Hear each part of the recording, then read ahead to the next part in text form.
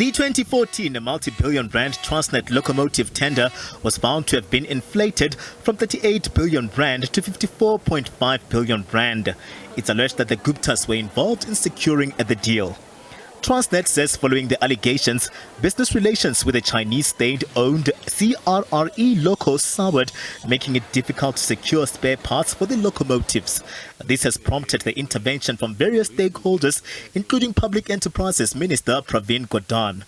After those engagements and renegotiations, it remains that the embargo on trade between ourselves and the supplier remains in place, which now requires at this stage state organs that are necessary to come to the party to then determine whether or not it's feasible to continue doing business with the state.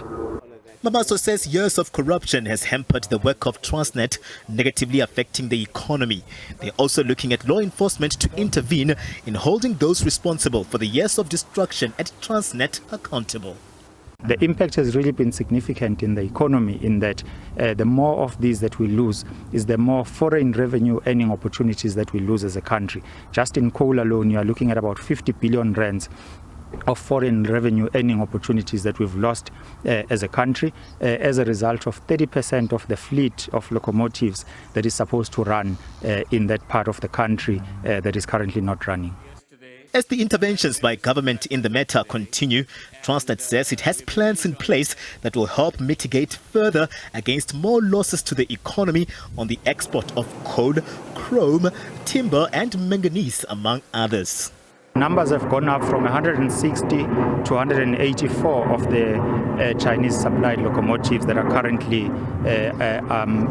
not moving and not productive in our systems. We're looking at partnerships with the various industries to say what other locomotives can be used where in order to free up a fleet that will then run our long-haul service. In addition to that, what we've done is we've gone out on open market to solicit a third party that will come and re-engineer the parts that we require from the Chinese in the event that the engagements with the Chinese do not materialize.